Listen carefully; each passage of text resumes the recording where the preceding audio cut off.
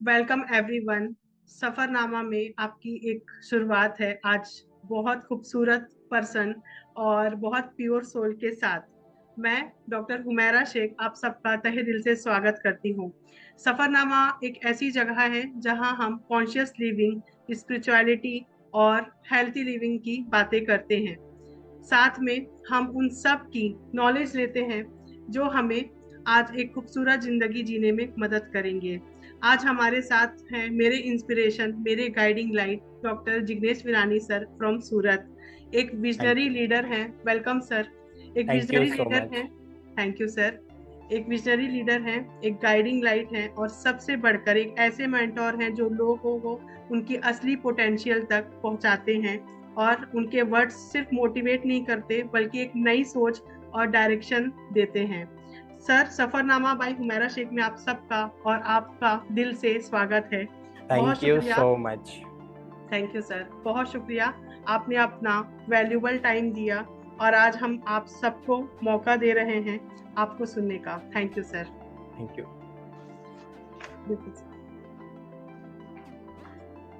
Sir, आप थोड़ा अपना इंट्रो शेयर करेंगे? इंट्रोडक्शन में आपके दर्शकों को मतलब नाम से ही स्टार्ट करना पड़ेगा। तो दोस्तों, मेरा नाम है जिग्नेश विरानी। मैं एक्चुअली मेरे पेशे से मैं हूँ skin treatment trainer and coach. Skin treatment cosmetology के कोर्सेज पढ़ाता हूँ। और दूसरा, जैसे मैडम ने इंट्रोडक्शन दिया, तो लोगों की लाइफ में काउंसिल करके कुछ ना कुछ परिवर्तन करने की कोशिश करता हूँ। जो भगवान ने दिया है वो मेरे पास नहीं रखते हुए लोगों के अंदर परिवर्तन, पॉजिटिव परिवर्तन करने की कोशिश करता हूँ। और उससे ज़्यादा अगर मैं मेरी एजुकेशन प्रोफाइल के बारे में बात करूँ, तो मेरा एजुकेशन हुआ है BSc with industrial chemistry, MSc with industrial chemistry, और उसके बाद में मैंने क्लिनिकल रिसर्च में पीजीडी एसीआर करके एक डिग्री हासिल की है। और लास्ट में मेरा पीएचडी हुआ है। पीएचडी हुआ है बायोकेमिकल्स के ऊपर, जो केमिकल्स और मेडिकल साइंस को जोड़ता हुआ सब्जेक्ट है। और वही सब चीज़ों का उपयोग करके मैं कुछ रिसर्च भी करता हूँ, जो कॉस्मेटोलॉजी के अंदर फॉर्मुलेशन डेवलपमेंट, वो सब चीज़ों में काफ़ी अच्छे से काम में आता है। So I think that's all. Yes sir, thank you sir. हम अपना पॉडकास्ट स्टार्ट करते हैं। सबसे यस पहले मैम। फर्स्ट मैं आपसे पूछना चाहूंगी सर, अगर आपको अपनी जर्नी एक शब्द में, ओनली वन वर्ड में डिफाइन करनी हो तो वो क्या होगी और क्यों? लाइफ की जर्नी के बारे में अगर बात करें, तो अलग अलग शॉट्स होते हैं लाइफ में। एक सोशल शॉट हो गया, एक करियर प्रोग्रेस का हो गया, एक पर्सनल लाइफ हो गया। तो मेरी लाइफ के अंदर, टू बी ऑनेस्ट, मेरी लाइफ बहुत जिगजैग पोजीशन में प्लस एंड माइनस हुई है। कभी दुख आया तो एकदम रॉक बॉटम तक दुख आया, और कभी सुख आया तो एक चरम सीमा तक सुख आया। तो एक जिगजैग पोजीशन में मेरी लाइफ चली है। Thank you sir. आपकी लाइफ का वो टर्निंग पॉइंट कौन सा था सर, जिसने आपको कॉस्मेटोलॉजी के बात पर लाकर खड़ा किया? यस, बहुत अच्छा सवाल है हुमैरा मैम। एक्चुअली ये कॉस्मेटोलॉजी के फील्ड में मेरा आने का टर्निंग पॉइंट था। उसके पहले मेरी आगे की करियर जर्नी मैं आपको बता देता हूँ। जैसे मैंने मास्टर खत्म किया, तो मैं एक फार्मा कंपनी में प्रोडक्शन के अंदर एक प्रोडक्शन ऑफिसर के तौर पे जॉब करता था। मेरा फैमिली बैकग्राउंड से अगर लंबा जवाब हो जाए तो मेरा मैम चलेगा, तो मैं मेरी फैमिली बैकग्राउंड से स्टार्ट करता हूँ। बिकॉज जिगजैग बोला ना मैंने, तो वो जस्टिफाई होगा यहाँ पर कि फैमिली बैकग्राउंड इतना पुअर था कि पापा एक छोटी सी जॉब गांव में करते थे, जो कोऑपरेटिव फर्म रहते हैं, फार्मर्स कोऑपरेटिव फर्म। उसी के इनकम के बेस पे हम 4 भाई बहन हैं। तो सबको एक मास्टर साइंस में, सब चारों साइंस में मास्टर डिग्री लिया है। काफ़ी एक्सपेंसिस होते वो सब चीज़ों में पापा ने बियर किया, और अपनी लाइफ को बहुत बहुत सिंपल रखा मम्मी पापा दोनों ने, और हम लोगों को। लेकिन हमारी बाद में एक है ना, एक जिम्मेदारी बनती थी कि ये हमारी फैमिली की जो पोजीशन है उसको चेंज करे। तो मैं सबसे बड़ा हूँ, ज़्यादा जिम्मेदार होना ही पड़ा मुझे। तो मास्टर करने के बाद सपने बहुत बड़े थे लेकिन शुरुआत के समय में वो पॉसिबल नहीं था कि कोई बड़े सपने को अचीव करे। तो मैंने इमीडिएट मास्टर करने के बाद मैंने एक फार्मा कंपनी में प्रोडक्शन ऑफिसर के तौर पे जॉब किया। जॉब करने के बाद मुझे एक लुपिन फार्मास्यूटिकल करके कंपनी है यहाँ गुजरात में, तो दूसरा अच्छा जॉब मिला एग्जीक्यूटिव प्रोडक्शन ऑफिसर का।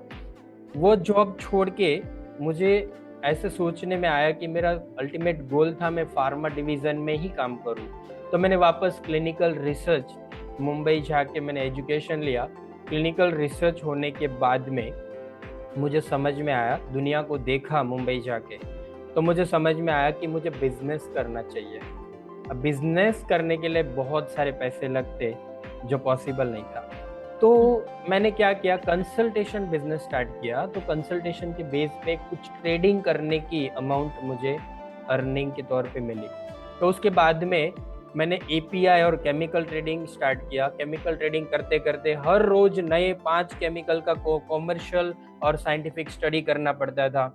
बहुत मतलब बोले ना कि टेक्निकली और मार्केट का एनालिसिस रिसर्च करते करते करते मुझे ये समझ में आया कि क्यों ना मैं ये सारे कॉस्मेटोलॉजी के इंग्रेडिएंट भी मेरे ट्रेडिंग के लिस्ट में आते थे, तो क्यों ना मैं वही फील्ड में जाऊं और स्किन ट्रीटमेंट का भविष्य अच्छा है वो सोच के मैंने कॉस्मेटोलॉजी के अंदर केमिकल पिल, जो केमिकल और मेडिकल साइंस के बीच का सब्जेक्ट है, ऑलरेडी मेरा मास्टर हो चुका था केमिकल में, तो वो सारे केमिकल्स की प्रॉपर्टी वो सब चीज़ों के बारे में अच्छा नॉलेज था। और आगे देखे तो रिसर्च का भी काफ़ी अच्छे इंटरेस्ट भी था मुझे, तो काफ़ी रिसर्च किया। केमिकल ट्रेडिंग का जो काम करते करते मैंने 2 ढाई साल तक ये फॉर्मुलेशन के ऊपर रिसर्च किया। मेरे जो ट्रेडिंग का गोडाउन था उसके अंदर कोई भी कभी भी ऑफिस रहा मेरा, मैं केमिकल लैब रखता था उधर, तो ये सारे ट्रायल्स उधर हम करते थे। तो मुझे समझ में आया कि ये इंडिया में इसका फ्यूचर है। तो मैंने केमिकल पिल का एक पहला ब्रांड लॉन्च किया था करीबन 2011-12 में। तो उस समय से काफ़ी अच्छा रिस्पॉन्स मिला, लोगों को फॉर्मुलेशन बहुत अच्छे से पसंद आया। और केमिकल पिल तब तो मैं डॉक्टर लेवल पे ही काम करता था, तो मुझे समझ में आया कि भाई डॉक्टर लेवल पे भी ट्रेनिंग देने की जरूरत पड़ेगी। तो केमिकल पिल यूज करने के लिए भी ट्रेनिंग का जरूरत पड़ता था, तो वो सब ट्रेनिंग देता था। ट्रेनिंग देने के समय मुझे जो स्टूडेंट आते थे, प्रोफेशनल स्टूडेंट आते थे, वही लोगों का सजेशन था कि सर ये सब चीज़ों का ट्रेनिंग आप देते हो ना, मार्केट में बहुत महंगा होता है, थाउजेंड्स ऑफ डॉलर्स में ये सब चीज़ का ट्रेनिंग होता है और आप फ्री में देते हो। तो धीरे धीरे मुझे समझ में आया कि भाई चलो ज़्यादा चार्ज तो नहीं करेंगे, एक एकेडमिक लेवल पे पढ़ाना और सेल करना। तब मुझे समझ में आया कि एक बहुत बड़ा मैसेज मुझे मिला कि भाई बिजनेस कोई भी करो आप, आपके पास एक ट्रेनिंग एकेडमी होनी चाहिए। कोई भी ट्रेडिंग बिजनेस भी करते हो तो ट्रेनिंग एकेडमी होनी चाहिए, ताकि आप सरवाइव कर पाओ मार्केट के अंदर और एक कंपटीशन के सामने आपका एक बोले ना कि एक एनर्जी, उसके सामने टिकने का एनर्जी आपकी कंपनी और आपके अंदर रहे।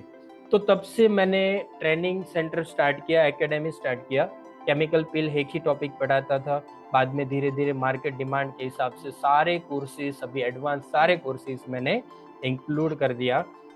और अभी तक की जर्नी वहां तक पहुंच चुकी है कि 60,000 से ज़्यादा ब्यूटिशियन डॉक्टर सब लोगों को पढ़ा चुका हूँ, और उसमें शायद आप भी हो। आई एम रियली ब्लेस्ड कि मेरा भी प्रोफेशन जैसे 10 इयर्स मैंने किया, स्किन एक्सपर्ट आपने बनाया। एंड ये मैंने फील किया है सर, क्योंकि एज अ ब्यूटिशियन हम बहुत सारे प्रोडक्ट्स में वर्क करते हैं, राइट? लेकिन जो मैंने आपके प्रोडक्ट में 3 to 4 इयर्स वर्क किया अभी लास्ट, एनर्जी बहुत मैटर करती है, एनर्जी बहुत मैटर करती है।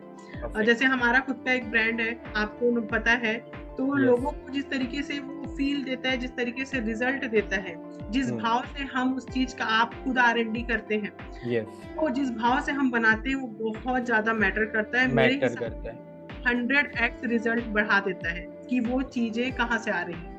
यस। एंड आपको जहां तक मैंने जाना है, बिजनेस तो सब करते हैं, हम कर रहे हैं, लेकिन आपका बिजनेस पॉइंट ऑफ व्यू बहुत बाद में है। आपका पॉइंट ऑफ व्यू है लोगों को हील करना, जहां यस। तक मैंने समझा। और यस आप मैम। मेरे मेंटर रहे हैं, और आप हैं मेरे गुरु हैं। लेकिन आपसे ही मैंने सीखा है कि अपने सच्चे भाव से लोगों की मदद करना है। वो ऊपर वाले के बैलेंस शीट में लिखाता है अपने कर्म। तो thank you so much sir. आपका सच में एक कनेक्टिंग द डॉट्स, आपने जो अपनी जर्नी शेयर की ना ये क्वेश्चन के आंसर में, ये कनेक्टिंग द डॉट्स थे कि हम पीछे मुड़ के जब देखते हैं ना, तो वाकई में यूनिवर्स हमारे लिए बहुत कुछ अच्छा सोचता है। Thank you sir. यस। आपसे पूछना चाहूंगी सर, आजकल लोग आउटर ब्यूटी पर ज्यादा फोकस करते हैं, लेकिन आपके हिसाब से ट्रू ब्यूटी का डेफिनेशन क्या है? और मेरा मैम, विथ योर परमिशन, जी आप एक सवाल पूछते हैं ना तो मेरे माइंड के अंदर इतनी सारी चीजें आती है ना कि बात मत पूछो। तो जी। पॉडकास्ट थोड़ा लंबा हो जाएगा तो बिल्कुल चलेगा सर, क्या? बिल्कुल आपका कोई आना ही लिमिट नहीं चाहिए। है। कोई लिमिट हाँ, नहीं है। तो सवाल आपका मैं जब तक समझ रहा हूँ कि जी। लोगों को है ना एक्सटर्नल ब्यूटी के ऊपर ज्यादा फोकस है, हम्म। इंटरनल ब्यूटी क्या मैटर करता है। तो मैं पहले आपको स्किन ट्रीटमेंट और कॉस्मेटोलॉजी के दृष्टिकोण से आंसर देता हूँ, जी बाद सर। में लाइफस्टाइल के और स्पिरिचुअलिटी के एंगल से आंसर दूंगा। तो बिल्कुल पहला सर। आंसर रहा कि बाहर स्किन के ऊपर प्रॉब्लम कुछ भी है, जैसे लेंस लगाते हैं, मैग्नीफाइंग लेंस यस। स्किन के ऊपर, तो कुछ ना कुछ स्किन के ऊपर प्रॉब्लम दिखता है और इंसान सोचता है कि भाई मेरे स्किन में ये प्रॉब्लम है, ये प्रॉब्लम है, मुझे ये ठीक करवाना है। डॉक्टर के पास जाएंगे या फिर कोई कॉस्मेटोलॉजी के सेंटर में जाएंगे और हम लोग वो सब चीज ट्रीट करेंगे और हम ब्यूटीफुल दिखेंगे। लेकिन जब तक मेरा एक्सपीरियंस है, मैं आपको एक और चीज बता देता हूँ कि मैं बचपन से है ना ध्यान, योगा, आयुर्वेद, वो सब चीजों के साथ में बड़ा हुआ हूँ। बिकॉज पापा ने बचपन में ही 4 साल की उम्र में ध्यान लगे कैसे, वो सब चीज अनुभव करवा दिया था। और बाकी तो इंटरेस्ट इतना ध्यान सब चीजों में था थी। और आयुर्वेद, घर में एलोपैथी मेडिसिन हम किसी ने नहीं खाई है जब तक हम बड़े हो गए। बाद में तो दुनिया में आ गए तो फिर वही रूल के हिसाब से, लेकिन फिर भी एलोपैथिक मेडिसिन अभी भी हम लोग ज्यादातर घर में यूज नहीं करते। और उसकी जगह पर ऑप्शन है ना, कुछ भी हो जाए। तो आज कुछ होना है, वो मुझे पता है 15-20 दिन, 1 महीने के बाद वो चीज क्या चीज में कन्वर्ट होगी। तो आज ही उसका इलाज में आयुर्वेदिक तरीके से हम लोग घर में ही स्टार्ट कर देते। सो मैं ये बात इसीलिए शेयर कर रहा हूँ कि लोगों को है ना एक्सटर्नल ब्यूटी पे इसलिए ध्यान है कि लोगों को शॉर्टकट चाहिए। शॉर्टकट चाहिए कि भाई इमीडिएट कुछ ना कुछ हो जाना चाहिए। अभी जैसे अटेंशन स्पैन कम हुआ है, वैसे ही लोगों की धीरज भी कम हुई है कि भाई मेरी स्किन पे पिगमेंटेशन आया है। मैं ज्यादातर फीमेल्स की बात इसलिए करता हूँ कि ये स्किन के ज्यादा प्रॉब्लम फीमेल को होते हैं। तो बिकॉज उसकी लाइफ में ऐसी ही जर्नी होती है कि प्रेगनेंसी के बाद स्किन में कुछ बॉडी बढ़ा और वापस श्रिंक हुआ तो लचीलापन आ गया। फिर बाद में पोस्ट प्रेगनेंसी पिगमेंटेशन आ गया, हॉर्मोन्स बूस्टिंग हो जाते हैं, उसके कारण कुछ ऐसे स्पॉट में एक्ने, रेड एक्ने आ जाते हैं। तो ऐसी बहुत सारे इश्यूज है। तो ज्यादा फीमेल्स के होते हैं, इसलिए मैं फीमेल परसेप्शन से बताता हूँ। मेरे पड़ोसन स्किन ट्रीटमेंट एक जगह पर करवा के आ गई, कोरियन ग्लास करवाया हूँ मेरा माम, है ना, और उसको बहुत ग्लो मिला। अब वो बंदी को पहले से पता था मेरी स्किन में प्रॉब्लम है, तो उसके माइंड में कुछ नहीं था। सोशल साइकोलॉजी अंडरस्टैंड करना पड़ेगा यहाँ पर कि मेरे तब तक मुझे पता ही नहीं कि भी मुझे कुछ करवाना पड़ेगा, लेकिन मेरी पड़ोसन करवा के आई तो मुझे जाना ही पड़ेगा। अरे दीदी देखो तो सही, वो ट्रीटमेंट आपके लिए सही है कि नहीं। सो हमेशा मैं एक ही चीज पे ध्यान देता हूँ कि भाई आपको क्या चाहिए। You are unique person in this universe. तो आपको क्या चाहिए, आपको जो चाहिए वही चीज पे फोकस दो। तो मेन चीज ये होता है। दूसरा, खाने पीने की चीज में भी वो देखा देखी होता है कि भाई उसका हस्बैंड तो उसको फलाफल खाने लेके गया था, ये नया चाइनीज रेस्टोरेंट ओपन हुआ है तो वहां पर ये लोग जाके आए, वहां पर टेस्ट बहुत अच्छा है। डियर देखो ना, आपको पसंद है फलाफल, आपको पसंद है क्या मंचूरियन चाइनीज, आपको पसंद है रोड साइड का कोई रेडी का खाना, या फिर बहुत सारा ऑयली वाला, या फिर मिर्ची मसाले वाला, पसंद है क्या? आपकी हेल्थ को शूट करता है क्या? उसको करता होगा तो वो चाहते हैं, आपको करता है तो। यहाँ पर सबसे बड़ा है कि हम खुद को नहीं जान रहे, अभी खुद की तासीर क्या है वो नहीं जान रहे। कि भाई मेरा पित्त प्रकृति है तो मुझे ऐसे विनेगर वाली चीजें नहीं खानी है। तो मुझे पता है कि भाई मुझे पित्त प्रकृति है, मुझे वायु प्रकृति है, तो मुझे पोटेटो वायु ये ऐसी चीजें नहीं खानी है मुझे। और साथ में मुझे वायु के रिलेटेड मेरी लाइफस्टाइल को भी बैलेंस करना है। मुझे पित्त प्रकृति है तो मुझे रात को 10 बजे कैसे भी करके सोना है, क्योंकि मेरा लिवर वहां पर वर्कआउट करेगा। तो ये बहुत छोटी छोटी चीजें हैं जो हम लोग अपने आप को नहीं जानते, और कुछ भी लाइफस्टाइल के अंदर इन्वॉल्व कर देते हैं देखा देखी में। और थोड़ा ऐसा होता है कि साइकोलॉजिकल भी ऐसा होता है कि भाई मेरा डोपामाइन रेगुलराइज नहीं रहता है, तो मैं कुछ करूं तो क्या करूं, वो तो रियलाइजेशन नहीं है ना, क्योंकि आप कुछ नहीं जानते हो। तो कुछ करूं का डेफिनेशन यहाँ पर कुछ भी होता है, तो मतलब कुछ भी, हाँ एड्रेस नहीं पता नहीं है ना, कि भाई कुछ भी होता है। क्या करें, मूवी देखने का मन है, पता नहीं, बाहर कुछ खाने का मन है, पता नहीं, बाहर कुछ घूमने का मन है, पता नहीं, पैम्परिंग चाहिए मुझे, पता नहीं, लेकिन क्या कुछ चाहिए वो पता होता है। तो कुछ का आंसर ये होता है कि कुछ भी करके आ जाओ, कुछ भी खा के आ जाओ, कुछ भी मतलब बॉडी को नुकसान या शरीर को शूट नहीं करता ऐसा करके आ जाओ। तो ये सारी चीजें होती है। देखो सबसे बड़ा खाने पीने की चीजें हमारी लाइफस्टाइल में जो स्किन को बहुत नुकसान करती है। दूसरा हम शूटेबल, हमारी बॉडी और स्किन को शूटेबल चीजें ना यूज करें, क्योंकि प्रोफेशनल भी ज्यादा पता नहीं है उसको कि सामने वाला इंसान आया आपके पास, आप ब्यूटिशियन थी मैम, आपके पास थे ना पहले, तो आपके पास अगर क्लाइंट आता है तो पर्टिकुलर उसको क्या चाहिए वो एनालिसिस, आप बहुत सारे लोगों को जानते हो, तो कोई एनालिसिस पर्टिकुलर करता है क्या? उसकी तासीर, उसके बॉडी को क्या चाहिए, उसकी स्किन को क्या चाहिए, पिगमेंटेशन के 1000 रीजन है, उसमें से उसका रीजन कौन सा है, उसके अकॉर्डिंग ट्रीटमेंट डिजाइन करना। मैक्सिमम लोग काउंटर के ऊपर इंटरेस्ट रहता है कि भाई इसमें मुझे इतना पैसा मिलेगा। लेकिन गीता में सीधा बोला है कि निष्काम कर्म करेंगे ना, निष्काम कर्म, तो ही आप लंबा टिकेंगे। सीधा हिसाब है। और दूसरा लाइफस्टाइल हमारी इतनी खराब है कि भाई रात को कितने भी बजे तक हम लोग जगते हैं, रात को कितने भी बजे कुछ भी खाते हैं, और फिर प्राउड लेते हैं कि भाई रात को मैंने खमन खाए, जो फर्मेंटेड फूड होता है रात को, है ना, फिर मैंने ये खाया वो खाया। अरे कहाँ पचने वाला है, ओवरनाइट वो सड़ने वाला है। अब वो सड़ी हुई चीज इंटेस्टाइन से हमारी स्किन को खराब करेगा, सिंपल सा हिसाब। दूसरा, अब मैं एक स्पिरिचुअल और साइकोलॉजिकल परसेप्शन से आंसर करता हूँ। पहले के समय में क्या था कि ज्यादा लोड टेंशन नहीं था, तो लोगों की है ना नेचुरल ब्यूटी बरकरार थी। अभी क्या है, ध्यान तो सबको करना है, पहले ध्यान करने की जरूरत नहीं थी, लोग करते भी नहीं थे। अभी क्या हो रहा है, ध्यान करने की हर दूसरे इंसान को जरूरत है, बिकॉज इतनी सारी चीजें हम एक दिन में भुगत रहे, भोग के लेवल पे ले लो या फिर टेंशन डिप्रेशन के लेवल पे ले लो। पहले किसी ने कुछ बोल दिया तो ज्यादा नहीं लगता था, अभी पानी का ग्लास लेके आ तो अब खुद नहीं ले सकते, ये एक्सलेम्स बनते। तो क्या होता है कि वो चीज भी हमारे माइंड को नुकसान करती है, बट ऑब्वियस। और दूसरा, अपेक्षाएं बढ़ती जा रही है, अपेक्षाएं सारी की सारी पूरी नहीं हो रही है।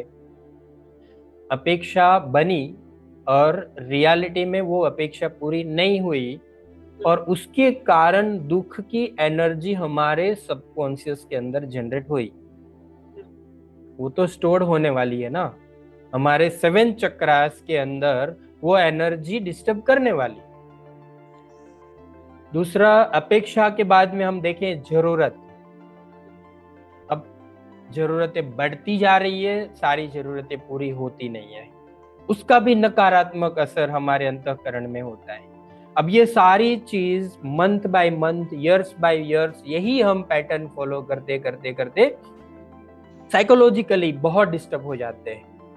अटेंशन स्पैन का रीजन यही है, प्रोक्रेस्टिनेशन का रीजन यही है, खुश ना रहने का रीजन यही है, स्किन खराब होने का रीजन भी यही है।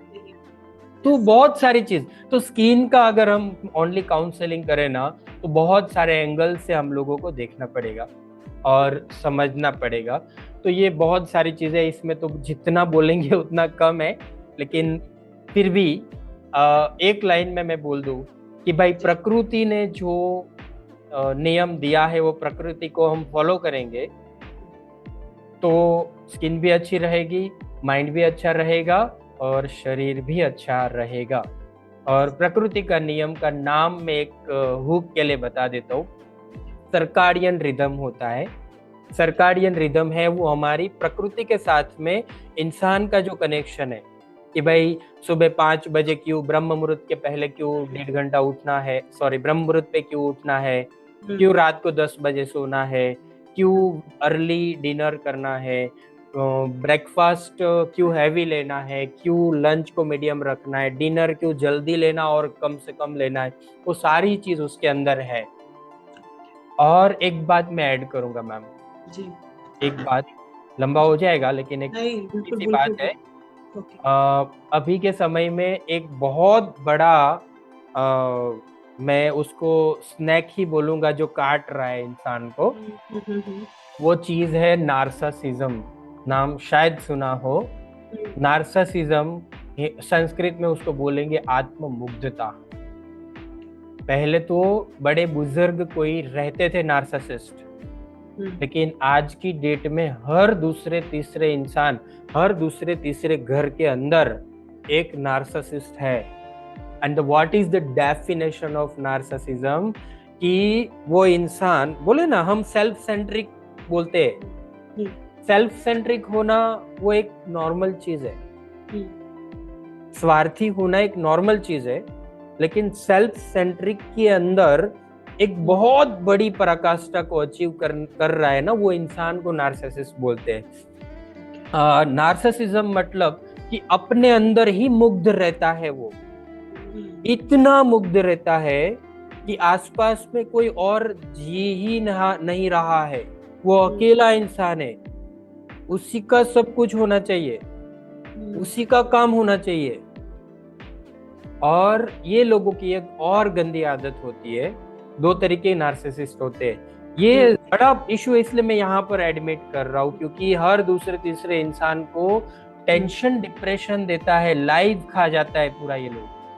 तो क्या करते हैं कि वो शिकार ढूंढते हैं, उसको शिकार अगर उसका कोई है ना तो उसको बार बार नीचा दिखाता है, बार बार नीचा दिखाता है, उसके अस्तित्व के ऊपर सवाल खड़े करते हैं कि वो नहा के आया तो सामने देखेगा। नहाना कोई महत्व नहीं होता है, कोई बड़ी प्रसिद्धि हासिल की, अगर वो किसी का नार्सिसिस का शिकार है तो उसको बोलेंगे कि भाई तू 40 सेकंड में 1 किलोमीटर का रन कर दिया तूने, तो हर कोई करता है।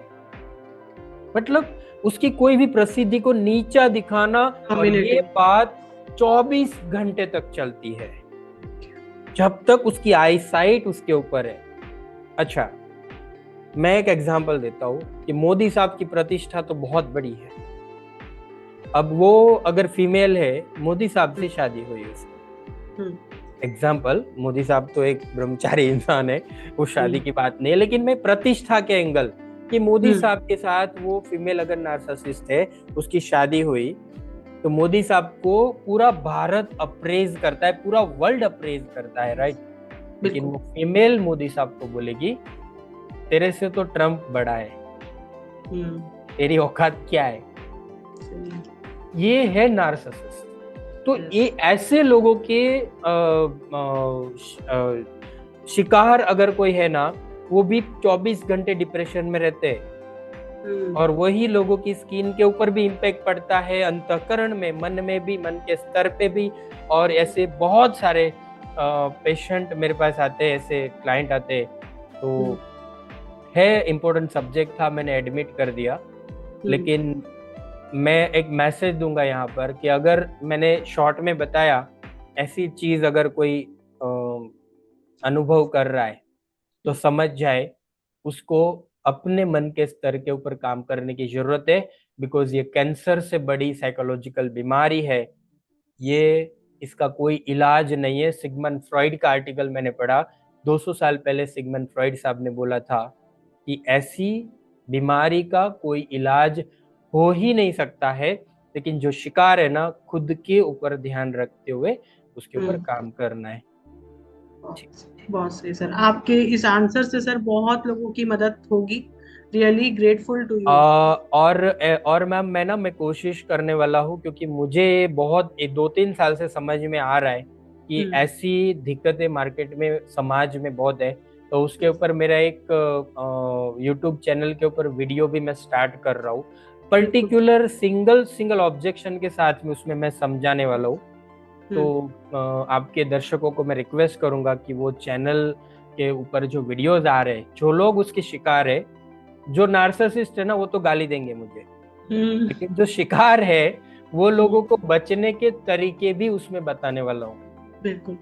Yes ma'am. बिल्कुल सर, मैंने एक बुक पढ़ी थी, द बॉडी कीप्स स्कोर, मतलब बॉडी कीप्स योर स्कोर।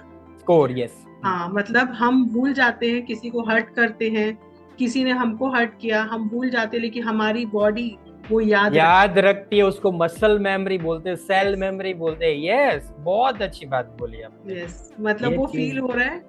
और जो आपने बोला ना कि जो शिकार होते हैं, वो बिल्कुल सही बोला, क्योंकि जब हम ग्रेटिट्यूड की प्रैक्टिस करते हैं तो हमारे हार्ट से 3 मीटर तक वेव्स निकलती हैं। तो हमारे एरिया में जितने लोग हैं 3 मीटर्स के अंदर, उनका भी मैनिफेस्टेशन से लेकर पॉजिटिविटी सब रहती है, वो प्रैक्टिस करें या ना करें।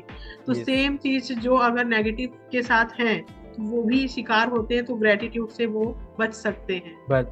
परफेक्ट। ग्रेटिट्यूड, एक्चुअली ग्रेटिट्यूड का बात बोला ना आपने।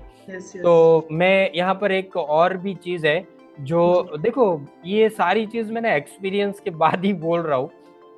हाँ, मैं ये अनुभव किया है बहुत लोगों में।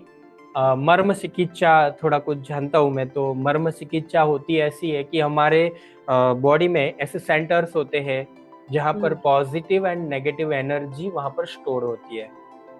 तो बोलते हैं ना कि कोई इंसान को कहीं पर वाइब्रेशन फील हो रहा है, कहीं पर पेन फील हो रहा है। ये सारी चीजें ना कहीं जैसे आपने बोला हर्ट का एनर्जी हुआ, कोई रिग्रेशन का एनर्जी हुआ, ऐसे बहुत सारे नेगेटिव एनर्जी का।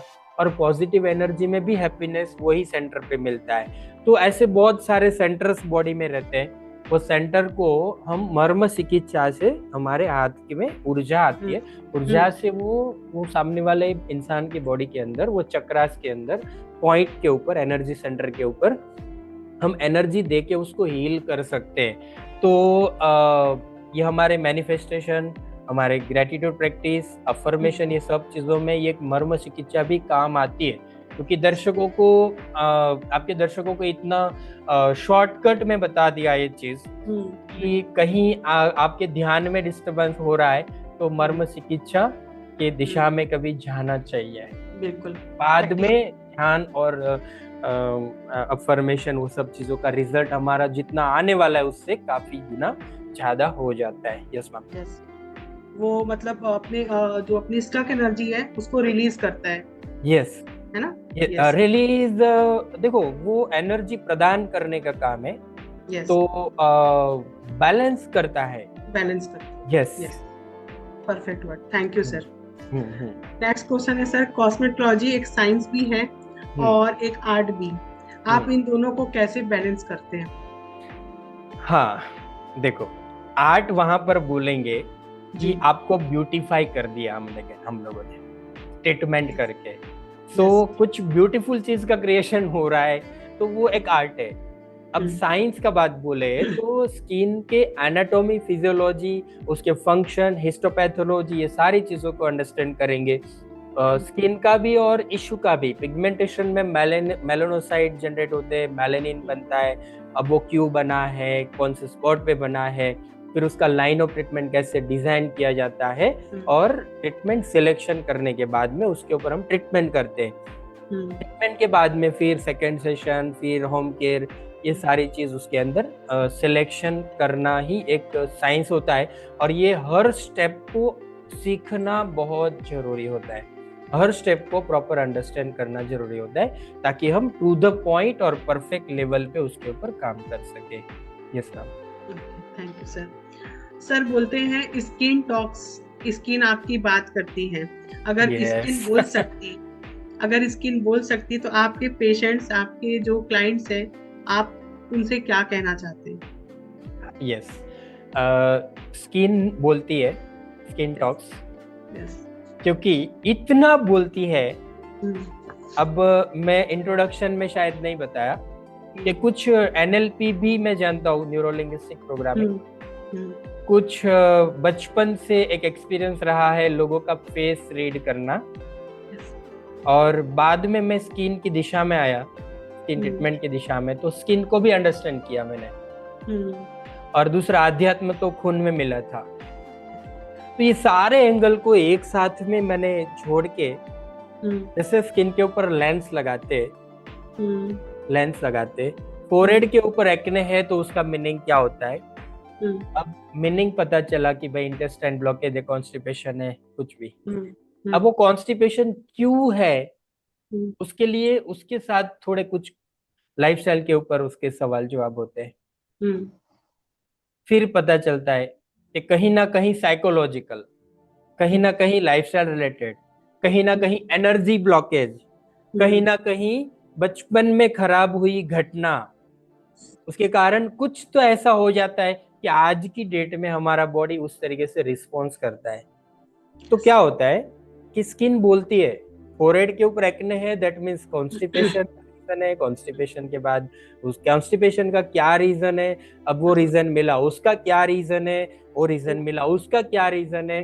हम कहीं ना कहीं लाइफस्टाइल को कूदते हुए हमारी थॉट पैटर्न और पास्ट लाइफ तक हम लोग ये सारी चीज, तो क्या होता है ना, अगर ज्यादा कॉन्शियसली ये सब चीजों के ऊपर अगर ध्यान करें ना हम, तो लाइफ हीलिंग भी होता है, और स्किन ट्रीटमेंट भी, हेल्थ का भी हीलिंग होता है, और स्किन ट्रीटमेंट का भी हीलिंग होता है। अब स्किन नहीं बोलती, मान लो somebody says कि स्किन इज नॉट टॉकिंग, तो ये सारी बातें समझ में नहीं आती है ना। तो मैं एक एग्जांपल दूंगा। कल एक कंसल्टेशन काउंसलिंग का इंसान आए थे, उसकी स्किन के ऊपर मैंने मैग्नीफाइंग लेंस लगा के पूरा एक एक पार्ट को ऑब्जर्व किया। तो कहीं पर मुझे कुछ पिगमेंटेशन मिला, कोई एक जगह पर मुझे ऐसी जगह पर एक्ने मिला। तो देख के मैंने पहले बताया कि हार्मोन डिस्टर्ब है आपका 7 इयर्स से। वो शॉक हो गई। अब एग्जैक्ट 7 ईयर कैसे बोल दिया ये बंदे ने, हार्मोन डिस्टर्ब है चलो एक बार समझ में, एग्जैक्ट 7 ईयर कैसे बोल दिया, राइट। प्रेगनेंसी पिगमेंटेशन की पैटर्न देख के ये समझ में आया कि आपका बच्चा 8 साल का है, 8 साल का था, 8 ईयर रनिंग था, मतलब वो इंसान मेरे लिए अनजान था, राइट। दूसरा, उसका थॉट सिस्टम के बारे में पहुंचा, मैं समझ में आया कि कंटिन्यूअसली कुछ इमोशनल ड्रेनेज में रहते हो आप, आपका इमोशनली आप हमेशा ड्रेन रहते हो, कुछ उत्साह नहीं होता है, जबरदस्ती काम करना पड़ता है, अंदर से चुस्ती मिलती नहीं है, ये सब चीजों का अनुभव कर रहे हो। सुबह उठने के समय ही शरीर भारी भारी लगता है। तो ये सारे सिम्टम्स बिना कुछ बोले, तो मैंने तो स्किन ही देखा था ना,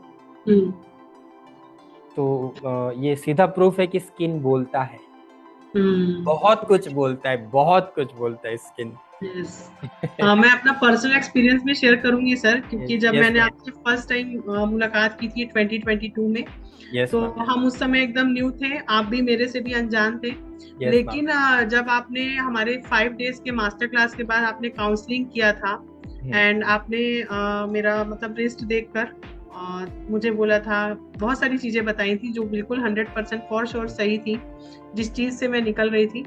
तो रियली में आप में मैं बोलती हूँ कि कुछ स्पेशल पावर है because of your pure soul, क्योंकि आप इतने प्योर हो।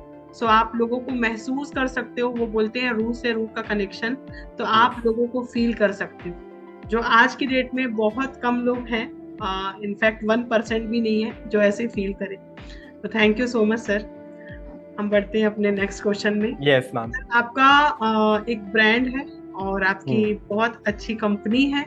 पायरोपिल एकेडमी सिर्फ एक ट्रेनिंग सेंटर नहीं लगता, बल्कि एक मूवमेंट लगता है। इस मूवमेंट को रियल विजन क्या है सर पायरोपिल का?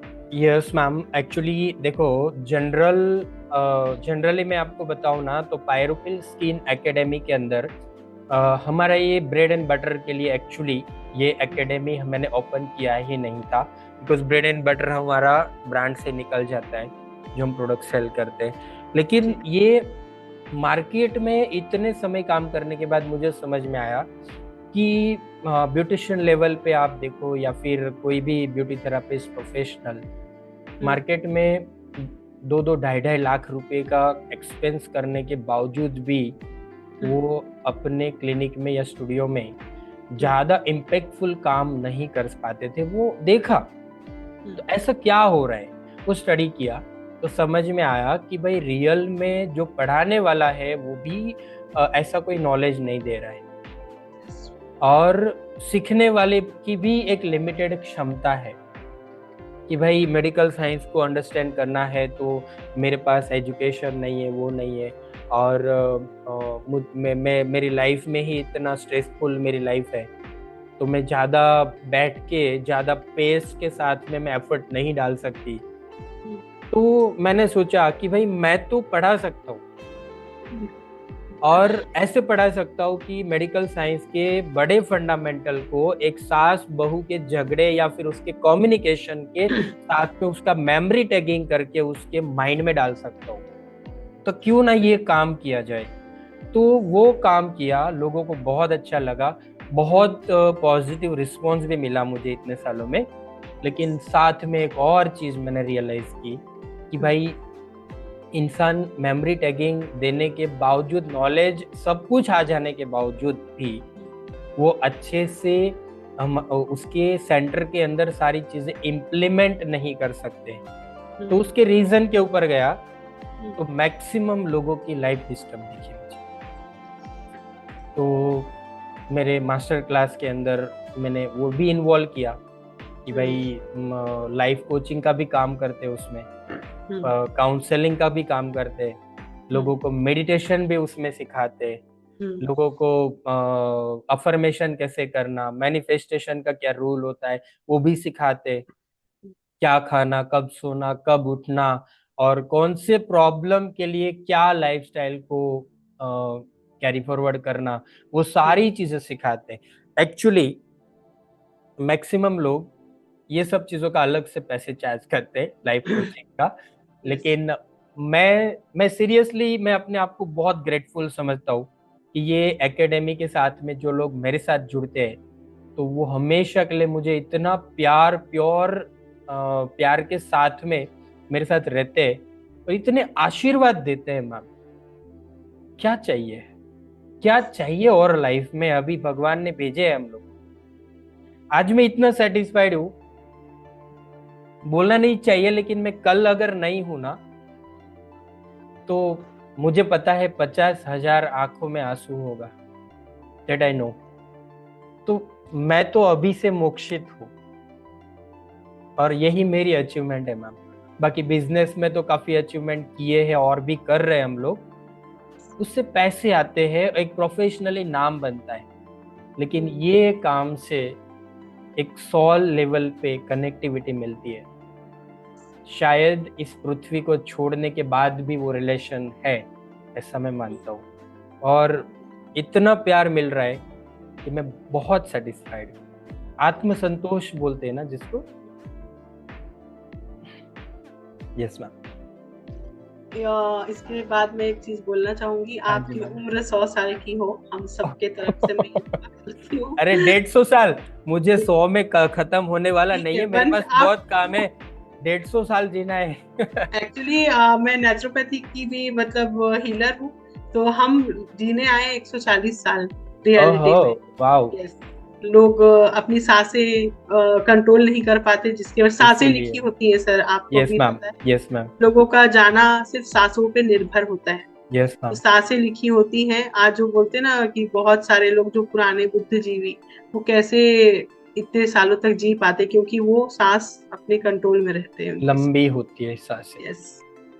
तो आप 200 साल जिए सर, हम सबकी दुआ है, क्योंकि आप जैसे एक प्योर सोल का रहना ही एक बहुत बड़ी ब्लेसिंग है। Thank you sir. सेकंड को आप क्वेश्चन में आते हैं सर। स्निस डर्मा ब्रांड के नाम के पीछे कोई कहानी है, या ये नाम आपने क्यों चूज किया, स्निस डर्मा,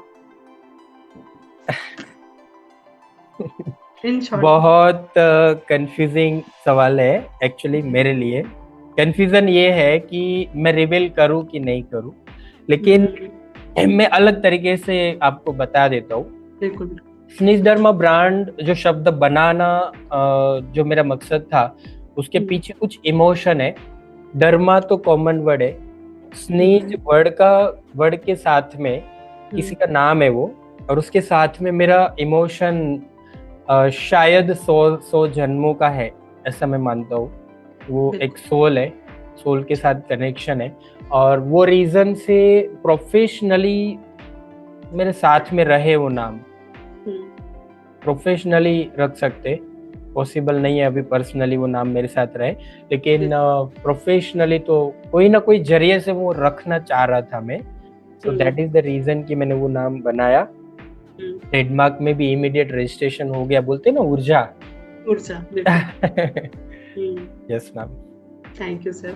आपकी एकेडमी और ब्रांड स्टूडेंट्स और प्रोफेशनल को सिर्फ स्किल नहीं देते, बल्कि कॉन्फिडेंस भी देते हैं, जो मैंने खुद फील किया है। ये ट्रांसफॉर्मेशन आप कैसे डिजाइन करते हैं? बिकॉज इसका आंसर मैं भी जानना चाहती हूँ, because you are the one जिनके वजह से मैंने बहुत सारे लोग से मुलाकात की है 2022 के बाद भी। बट जो पावर बूस्टर आपने दिया, मैं हमेशा बोलती हूँ, हर ग्रेटिट्यूड लेटर में मैं लिखती हूँ और फील करती हूँ। तो ये क्वेश्चन पर्सनल मेरा है कि आप कैसे डिजाइन करते हैं? यस, सबसे पहले तो जैसे हमारा एक बार उसके ऊपर बात हुआ था, तो एक तो मैं 7 नंबर वाला न्यूमरोलॉजी के हिसाब से गिने, तो मैं तो नहीं पता था मुझे कुछ भी, लेकिन वो आपने ही मुझे वो डायरेक्शन दिया, और मेरे 7 नंबर का महत्व क्या है वो आप ही की तरफ से मैं समझा और सीखा, तो समझ में आया कि मैं ऐसा क्यों हूँ। कि 7 मूलांक है मेरा, तो कहीं ना कहीं आध्यात्मिक कनेक्शन होता है उन नंबर का। तो बचपन से वो अध्यात्म, वो सब चीज का, तो मेरा जो देखने का नजरिया रहा ना पहले से, वो कुछ अलग ही रहा। तो एक समाज को देख देख के, सीख सीख के मुझे समझ में आया कि हर दूसरे तीसरे इंसान को कुछ ना कुछ इशू है, और मैं गलती में लोगों को एडवाइस करता था। मैं प्रोफेशनली नहीं, लेकिन ऐसे ही एडवाइस करता था, और उसको वो फायदा हो जाता था। मैं शुरू की बात करता हूँ, तो वो फायदा होता था उसको एडवाइस का। तो मुझे समझ में आया कि नहीं यार, ये तो काम ऐसा है कि लोगों की लाइफ में कुछ, हमारी ऊर्जा से कुछ ना कुछ बेनिफिट हो रहा है, और मुझे पर्सनली इंटरेस्ट था कि लोगों की लाइफ में कुछ।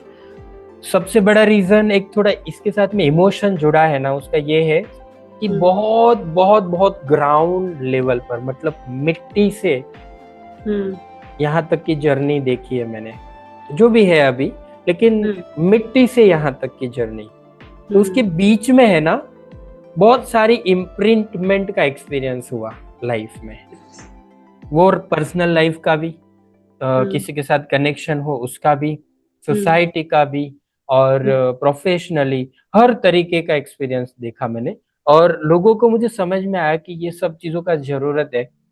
और दूसरा प्लेटफॉर्म मुझे ये मिला मेरी बिजनेस के जरिए से, कि लोग मेरे पास सीखने आते हैं विथ देयर परमिशन, उसका काउंसलिंग करता हूँ। देयर परमिशन मतलब अभी तो ऐसा हो गया कि हर इंसान को काउंसलिंग चाहिए मेरा, जो भी कोर्स करते, कहीं पर कोई मेरे बारे में सुनते, तो 200-500 हजार किलोमीटर दूर से लोग आते हैं इधर। उसको खाली आने जाने का ही खर्चा है, और तो कोई एक्सपेंस है नहीं, क्योंकि मैं ये सारा काम फ्री ऑफ चार्ज करता हूँ। मेरा चार्ज वही है कि उसके आशीर्वाद मिले मुझे। तो ये सारी चीजें मुझे मोटिवेट करती है, लोगों के अंदर परिवर्तन दिखने को मिलता है, तो वो रीजन से ये सारी चीजें मैं करता हूँ। आप जिस तरीके से गाइड करते हैं सर, मैंने मतलब सफर किया है ब्यूटी पार्लर से लेके सैलून से लेकर स्किन एक्सपर्ट तक। यस। आप जिस तरीके से काउंसलिंग करना सिखाते हैं, जैसे ब्यूटिशियंस जो होती हैं, जैसे कोई भी हो, नॉर्मल फेशियल ये फेशियल वो फेशियल सब है ना, लेकिन जिस तरीके से आप काउंसलिंग करते हैं, तो अगर वो स्किन एस्थेटिक में नहीं भी जाना चाहे, केमिकल पील्स में नहीं भी जाना चाहे, तो हम सेलेक्ट कर पाते हैं काउंसलिंग के बाद कि उनके फेस में क्या चीजें सूट करेंगी और क्या नहीं। तो आप इतना डीप समझाते हैं, तो ये सही में बहुत ज्यादा लोगों को बेनिफिशियल है, लोगों के रिजल्ट बहुत बढ़िया है। लेकिन एक बात है यहाँ पर, सॉरी इंटरप्ट किया मैंने आपको, लेकिन एक बात है कि आप किसी के कोई भी रीजन से किसी एक और दूसरे बॉडी को टच करते हो ना आप, तो वहां पर एक एनर्जी ट्रांसफॉर्मेशन होता है। तो वो एनर्जी ट्रांसफॉर्मेशन के अंदर अब अगर आप चाहो ना, तो वो पॉजिटिव एटमॉस्फेयर वहां पर दोनों की ओरा कनेक्ट करके एक पॉजिटिव एटमॉस्फेयर खड़ा कर सकते हो। बिकॉज स्किन के अंदर आपने कभी देखा होगा कि भाई कुछ भी फेशियल या ट्रीटमेंट कुछ भी नहीं किया, लेकिन सुबह उठने के बाद किसी का स्किन इतना ग्लो कर रहा है, बात मत पूछो। लेकिन उसकी हिस्ट्री में जाएंगे ना आप, तो पता चलेगा एक पॉजिटिव एटमॉस्फेयर मिला था उसको, है ना। तो ये सारी चीज हमारे बॉडी, स्किन, हर सेल को वो इम्पैक्ट करता है। मैं शायद कॉलेज में पढ़ता था बीएससी में, तो उस समय एक कोट आया था मेरे सामने। कुछ होती है ना चीजें याद रह जाती है हमेशा। तो अभी शायद वो सेंटेंस याद मैं करता हूँ, लेकिन उसका मीनिंग पता है मुझे। Every thought of your mind, it is directly impact to your every cell of your body. एक थॉट भी आपके बॉडी के एक सेल को इम्पैक्ट करता है। एक थॉट भी आपकी बॉडी के सेल्स को इम्पैक्ट करता है। और दूसरा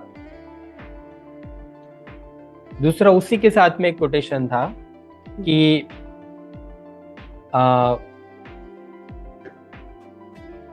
the way of good intentions paved with the beautiful flowers. तो गुड इंटेंशन मतलब कोई ऐसी खुशी देने वाली चीजें होती है ना, उसका जो रास्ता होता है वो एक ब्यूटीफुल फ्लावर्स के साथ में वो रास्ता बना होता है। लेकिन वो रास्ता खत्म करेंगे ना, तो बड़े बड़े कांटे चुभेंगे। तो गुड इंटेंशन मीन्स कि आप एक साइकोलॉजी होती है ना कि भाई साइकोलॉजी या समय कुछ भी एक जगह पर कभी स्थित नहीं होता है। दे ऑल आर डायनेमिक, हमेशा चलता है। लेकिन वो ऐसे चलता है या फिर ऐसे चलता है, नीचे चलता है या ऊपर की दिशा में गति करता है, that is up to your thought system, training of your बुद्धि, training of your intel, right. तो ऐसा होता है, that I believe. Yes sir, thank you sir, thank you. Yes sir. आपके हिसाब से इंडिया कॉस्मेटोलॉजी का नेक्स्ट हब बन सकता है? अगर हाँ, तो कैसे? मैं अभी के सिनारियो के हिसाब से बोलूंगा, इंडिया बन चुका है कॉस्मेटोलॉजी का हब अभी, बिकॉज लास्ट 8 to 10 ईयर्स से मार्केट के अंदर thousands of lakhs of brand नए आ चुके हैं और थाउजेंड्स ऑफ ब्रांड बंद भी हो रहे हैं। दैट मीन्स एक होता है ना सिस्टम, एक कंट्री का सिस्टम होता है। कोई भी बिजनेस बहुत जल्दी स्टार्ट होता है, बहुत सारे तादाद में, तो वो कहीं ना कहीं वो स्कोपफुल होता है चीज। इसीलिए वो स्टार्ट हो रहे हैं। ड्यू टू द मिसमैनेजमेंट कुछ थाउजेंड्स ऑफ ब्रांड बंद होते हैं। दैट मीन्स ये दिशा में वही डायरेक्शन के अंदर वो बिजनेस बढ़ता जा रहा है। तो इंडिया एक्चुअली कॉस्मेटोलॉजी का हब बन चुका है। मैं ब्रांड के परसेप्शन पे बोल रहा हूँ और कॉस्मेटोलॉजी की ट्रीटमेंट के परसेप्शन से भी बोल रहा हूँ, क्योंकि एक समय था जब ब्यूटिशियन ये सारी चीजें नहीं कर रही थी। रेगुलेटरी चीज डिफरेंट चीज है, वो बाद में गवर्नमेंट का काम है देखने का, लेकिन एक समय था कि वो कुछ नहीं कर रही थी कि भाई वो हम कर ही नहीं सकते, कभी सपने में भी नहीं आया था कि ये सब चीज हम कर सकते। आज लैक्स ऑफ ब्यूटिशियंस वो सारी प्रैक्टिसेस कर रही है। पहले ओनली डर्मेटोलॉजिस्ट के हाथ में ये सारा बिजनेस था, बाद में ये BHMS, BMS, डेंटिस्ट, फिजियोथेरापिस्ट, ये सारे लोग कॉस्मेटोलॉजी के सर्टिफिकेशन करने के बाद अपनी जगह पर ये सारा काम कर रहे हैं। तो आप देखेंगे मैंने इंडिया के बहुत सारे सिटीज विजिट किया है, बहुत जगह पर मेरे क्लासेस दिए, तो मैंने पर्सनली देखा है एयरपोर्ट से निकलेंगे थोड़ा बाहर जाएंगे तो एक बिल्डिंग है, एक बिल्डिंग के अंदर 4-5 कॉस्मेटोलॉजी के सेंटर है। कि महाराष्ट्र में जाएंगे तो इथे हेयर रिमूवल होणार मराठी में लिखा है, तो ये मराठी पंजाबी कोई भी लैंग्वेज में देखते हैं तो ये समझ में आता है कि ये सेंटर नए ओपन हो रहे, दैट मीन्स वहां पर डिमांड भी है। तो तभी तो हो रहे, सबका चल रहा है। तो ये ऑलरेडी हब बन चुका है। और दूसरा यहाँ पर एक और स्कोप है जो गवर्नमेंट और हमारे फील्ड को भी ये समझना पड़ेगा कि ये इतनी तादाद में बढ़ रहा है, तो कुछ गाइडलाइन ऐसी बनानी चाहिए, कुछ सर्टिफिकेशन, एग्जाम्स, ये सारी चीज बनानी चाहिए ताकि हर इंसान एक प्रोफेशनली एक प्रोटोकॉल के साथ में परफॉर्म कर सके। और बहुत सारी ट्रीटमेंट है उसका लिस्टिंग भी करना चाहिए, because beauticians are in confusion कि मैं क्या कर सकती हूँ क्या नहीं कर सकती हूँ। और उसमें लिबरल भी रहने चाहिए रूल्स कि मैक्सिमम टॉपिक्स ब्यूटिशियन को अनायत करने चाहिए, क्योंकि आज हर इंसान ट्रेनिंग के बाद स्मार्ट होता है और हर इंसान मेहनत करता है। एग्जाम को टफ कर दो आप, बाद में लाइजनिंग करो, लेकिन वो एक ओपन होना चाहिए, राइट? तो ये एक क्लैरिटी के साथ में अगर मार्केट है ना, तो मेरे ख्याल से ये बिजनेस जो 10 साल में ग्रो होने वाला था वो 5 साल में वहां तक पहुंच के रहेगा, क्योंकि बहुत सारे कंफ्यूजन के कारण बहुत सारा काम नहीं हो पा रहा है, राइट? बिल्कुल बिल्कुल बिल्कुल। तो ये मार्केट के लिए मेरा ये मैसेज। बिल्कुल सर, हम कुछ और क्वेश्चन ले सकते हैं? यस मैम, हाँ, यस। AI, नैनो टेक्नोलॉजी और रीजनरेटिव मेडिसिन जैसे इनोवेशंस कॉस्मेटोलॉजी को किस डायरेक्शन में ले जा रहा है? बहुत अच्छा और एकदम करंट टॉपिक के ऊपर सवाल है। AI रीजनरेटिव मेडिसिन के ऊपर अगर बात करें, AI रीजनरेटिव मेडिसिन, और तीसरा आपने क्या बोला? रीजनरेटिव मेडिसिन और innovation cosmetology. Innovation in cosmetology. देखो, मैं आपको एक सिंपल सी बात बोलूं कि AI का हमारे कॉस्मेटोलॉजी में जब तक मेरा नॉलेज है तब तक अगर हम देखें तो स्किन का एनालिसिस AI कर रहा है। ऐसे टूल्स मैंने देखे और उसको मैंने क्लिक भी किया है, तो मैंने देखा कि भाई वो जो विजुअल्स देख रहा है कैमरा में, वो उसके अकॉर्डिंग प्रॉपर डायग्नोसिस कर रहा है, तो वो क्या बेनिफिट करेगा कि एक मार्केट में थोड़ा होता है ना कि इंसान को पता नहीं है और कुछ भी ट्रीटमेंट कर रहा है, तो वो खुद एक एनालिसिस लेके जाएगा और सामने वाला इंसान कौन सा इंग्रेडिएंट के साथ में कर रहा है, तो वो एक क्लाइंट को भी बेनिफिट होगा, हेल्प होगा कि मेरे स्किन के ऊपर ये होना चाहिए कि नहीं होना चाहिए, वो कर रही है तो गलत कर रही है, तो एक अवेयरनेस होगा। और वो प्रोफेशनल इंसान को ऐसे अगर कुछ एक्सपीरियंस होते हैं ना, तो खुद को और एजुकेट करता है और मेहनत करता है और परफेक्ट बनता है, और इंडस्ट्री का नाम, ऐसे हजारों लोग एक साथ है ना, तो इंडस्ट्री का नाम जल्दी ग्रो होता है, उसका प्रोग्रेस होता है। दूसरा, रीजनरेटिव मेडिसिन के ऊपर हमारे ये फील्ड मेडिकेशन के ऊपर ज्यादा बोलने के लायक नहीं होता है, लेकिन फिर भी इनोवेशन के ऊपर मैं बात करता हूँ कि innovation in cosmetology and cosmetic formulation, तो पहले के समय में क्या था कि आपके पास प्रोडक्ट थे, सीरम था, एप्लीकेशन करो और सो जाओ, एक रूटीन हुआ करता था। लेकिन आज के समय में आपके पास नैनो नीडल, माइक्रो नीडल है जो प्रोडक्ट को पेनिट्रेट करता है, कोलेजन सिंथेसिस को बढ़ावा देता है स्किन के ऊपर। फिर ट्रीटेड स्किन के बाद में आप होम केयर में कुछ ऐसे माइक्रो इमल्सन फॉर्मुलेशंस होते जो नैनो पार्टिकल होते, कुछ रेटिनॉल या ऐसे कोई ऑयली मटेरियल की मैं बात करूं तो लिपोसोल्यूबल उसका टेक्नोलॉजी इनोवेशन है, लिपोसोल्यूबल है तो उसका पेनिट्रेशन एनहांस होता है। हाइलुरोनिक एसिड का हाई मोलिकुलर वेट जल्दी स्किन में पेनिट्रेट नहीं होता है, तो उसके अंदर इनोवेशन आया कि भाई लो मोलिकुलर वेट के साथ में सीरम है तो उसका पेनिट्रेशन होगा। जब स्किन में इंग्रेडिएंट पेनिट्रेशन होगा तभी तो रिजल्ट आएगा। अब एक और इनोवेशन के साथ बात कर हो ही रही तो बता दूं कि जैसे बीबी ग्लो माइक्रो नीडलिंग, तो जिसमें कॉस्मेस्यूटिकल इंग्रेडिएंट, फार्मास्यूटिकल और कॉस्मेटिक के बीच में या कॉम्बिनेशन में इंग्रेडिएंट को डिजाइन किया विद कोरियन इनोवेशन, राइट। तो ये इनोवेशन मार्केट को इतना पसंद आया और इतने सारे प्रॉब्लम्स को रिजोल्व किया ये बीबी ग्लो माइक्रो नीडलिंग ने। तो वो इंटरनल प्रोसेस को तो ठीक कर रहा है, तो स्किन के अंदर एनाटॉमी फिजियोलॉजी के साथ तो कुछ अच्छा कर रहा है, लेकिन फिजिकली भी एक पिगमेंट है जो नेचुरल पिगमेंट होते हैं। पिगमेंट मींस कुछ बीबी ग्लो जैसे हम क्रीम लगाते हैं जैसा लुक परमानेंट मिल रहा है आपको, तो वो फाउंडेशन भी नेचुरल सोर्स से बनाया हुआ। तो ये एक इनोवेशन है कि भाई 1 साल 1.5 साल तक आपकी स्किन के ऊपर जैसे बीबी ग्लो क्रीम के बाद लुक मिलता है वैसा ही लुक आपको आगे मिल रहा है। और ऐसे ही इनोवेशन लेजर टेक्नोलॉजी में भी बहुत सारे हैं, ऐसी इनोवेशन कॉस्मेटिक फॉर्मुलेशन में भी है, और माइक्रोडर्मा एब्रेजन जैसे ट्रीटमेंट केमिकल पिल के अंदर भी है। पहले सिंगल और रो फॉर्म में केमिकल पिल्स मिलते थे, अभी बफर फॉर्मेशन होता है, अभी जेल फॉर्मेशन में मिलते हैं, कॉम्बिनेशन में मिलता है, पिगमेंटेशन के साथ में ग्लो भी प्रदान करता है। तो ऐसे बहुत सारी चीजें हैं और नए नए आती ही रहती है। दूसरी कंट्री के रेगुलेटरी से भी कुछ प्रोडक्ट उठा के हम इंडिया में उसका वर्क करते हैं, तो टेक्नोलॉजी ट्रांसफर होता रहता है। एक कंट्री में इनबैलेंस है दूसरी कंट्री के साथ में, तो उसका झुकाव इस साइड में होके इसको भी बड़ा करने का काम करता है। तो इनोवेशन हमेशा होते रहते हैं, लेकिन एक बात है कि ये स्पीड अप हो चुका है। यस, हाँ, बहुत जल्दी मार्केट में स्प्रेड हो रहा है।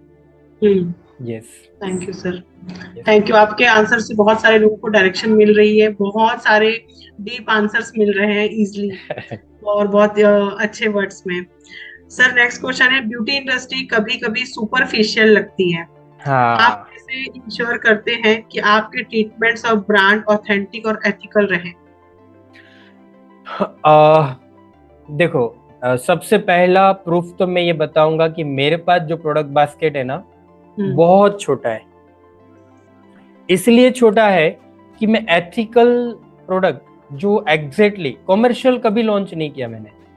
ये जो ये फील्ड में इंसान है ना वो जल्दी समझ सकता है कि कुछ चीजें होती है ना। मैं आपको बॉलीवुड इंडस्ट्री से समझाता हूँ, yes. है ना। बॉलीवुड इंडस्ट्री में कुछ कॉमर्शियल मूवीज होते, एक सर्टेन करोड़ का इन्वेस्टमेंट किया और वो मूवी को लॉन्च कर दिया और कुछ सर्टेन अमाउंट का प्रॉफिट हो गया। और कुछ मूवी ऐसे होते हैं जैसे बाहुबली, जैसे कबाली, ऐसे बड़े ब्रांड, तो वो मूवीज पर्टिकुलरली बहुत सारी प्रतिष्ठा प्राप्त करने के लिए होते हैं। तो वो जेनरिक नहीं है, वो स्टैंडर्ड फॉर्मेट है। और ये कॉमर्शियल मूवी क्या होता है, एक बिजनेस करने के लिए होते हैं। वैसे कॉस्मेटिक इंडस्ट्री के अंदर मैक्सिमम मैंने ब्रांड देखा कि वो वहां पर है ना ऑथेंटिसिटी नहीं, वहां पर कॉमर्शियल चीजें होती है। 260 रुपए में किट, अगर मैन्युफैक्चरर के पास जाते 260 रुपए में मेरा किट बन जाना चाहिए, थर्ड पार्टी अगर बनाते 260 रुपए में बन जाना चाहिए, उसके ऊपर एमआरपी डाल दो 10,000 का और मैं 5,000 में वो किट को बेचूंगी या बेचूंगी। अब कोई भी डिस्ट्रीब्यूटर डीलर है कि 10,000 की चीज 5,000 में मिल रही है तो वो तो लेगा कि भाई मुझे और 5,000 है, उसमें डिस्काउंट करके 2,000 5,000 के इन्वेस्टमेंट में 2,000 का प्रॉफिट करूँ। बिल्कुल। अब मैं 5,000 तो ज्यादा बोल दिया, बहुत सारी ब्रांड मैंने देखी है 200-300 में उसका लैंडिंग होता है और वो 500-700 या 1,000 में बेचते हैं मार्केट में, और उसका MRP 7-8-10 हजार रुपया होता है। तो दिस इज द कॉमर्शियल। तो वो ऐसा काम नहीं करते हम। जो चाहिए इंडियन स्किन को वही मार्केट तक, और हर स्किन के अकॉर्डिंग कस्टमाइज करने की हमेशा कोशिश करते हैं। कस्टमाइज कि भाई सामने वाले को जो चाहिए ना वही दो, और प्रोडक्ट में भी ऐसी चीजें रखी है कि भाई आप है ना कस्टमाइज कर सको। है ना, इंग्रेडिएंट को कस्टमाइज कर सको। तो सामने वाले इंसान को अगर आपको नियासिनामाइड 5% देने की जरूरत नहीं है तो आप मत दो ना, तो आपके पास वो चॉइस है।